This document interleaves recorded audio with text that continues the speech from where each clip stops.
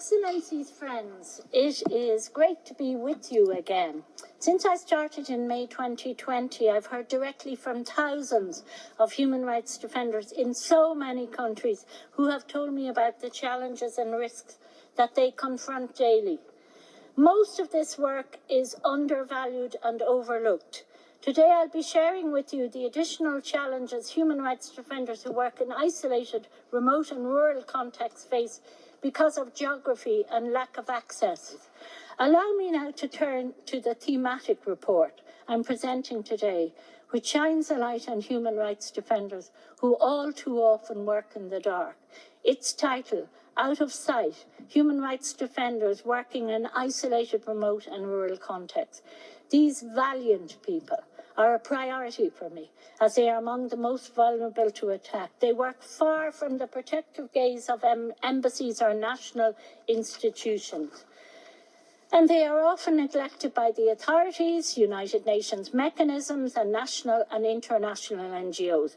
They are born and build their lives in places that are often infiltrated by organised crime or other non-state actors like big business, precisely because of their remote location. Never has the Chinese proverb, "The hills are high and the emperor is far away," been more apt. I note while some governments have taken some measures to protect such human rights defenders at risk, these measures are often better in theory than practice and are too often insufficient.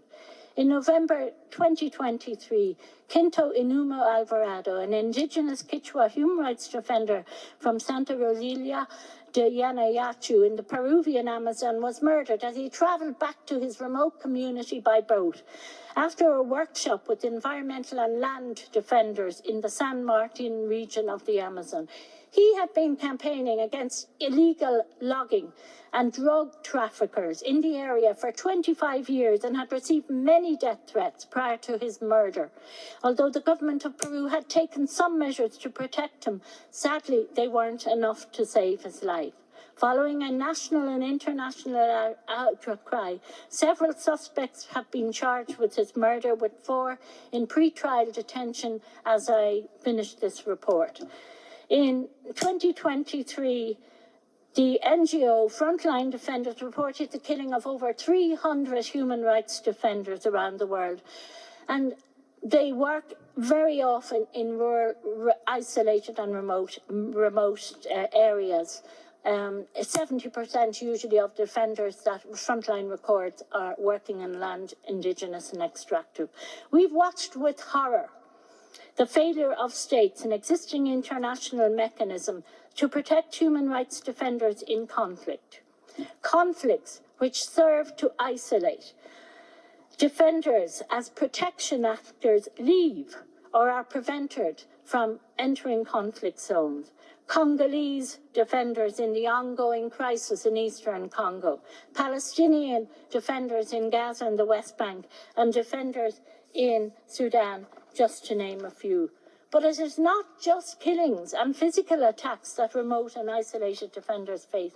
Many can't even connect with their country's national civil society and social movements, or don't know how to. Some say the authorities simply ignore them. A woman human rights defender from Indonesia told me she was regarded as an inferior because she was considered a village person, not from a big city. I routinely hear from indigenous defenders working in isolated, remote rural areas that business and governments do not consult with them properly, and that their right to give or withhold their free, prior and informed consent for activities negatively affecting their lives or their territories is either manipulated or ignored. Some attacks are committed by agents acting for business, others by government authorities and businesses acting together. Human rights defenders working in remote areas often can't access reliable banking systems or the internet, vital services these days, especially during emergencies. Many of these defenders are unjustly criminalized for their work. Some face spurious strategic lawsuits launched by companies. Lawyers are based in cities far from them, making legal assistance a difficult and time-consuming luxury. I have reported to you before also about how governments frequently, unlawfully and cruelly imprison human rights defenders in remote jails to isolate them from their families and legal support. LGBTQI defenders in remote areas are often unable to live openly without risk and without any communities of support. They are targeted and attacked for who they are as well as what they do. Last November in Ghana, a woman human rights defender told me how women in rural areas in the north of her country were expected to be silent in spaces where men were present, and that young women who wanted to do human rights work have to separate themselves from their families, as they are not permitted to remain within the traditional family fold, while at the same time calling for women's rights. Language is a major barrier. Speakers of minority languages are at a huge disadvantage when seeking support or trying to present their work to wider audiences. Defenders with disabilities often face major difficulties in having to travel long distances to report violations or to do advocacy.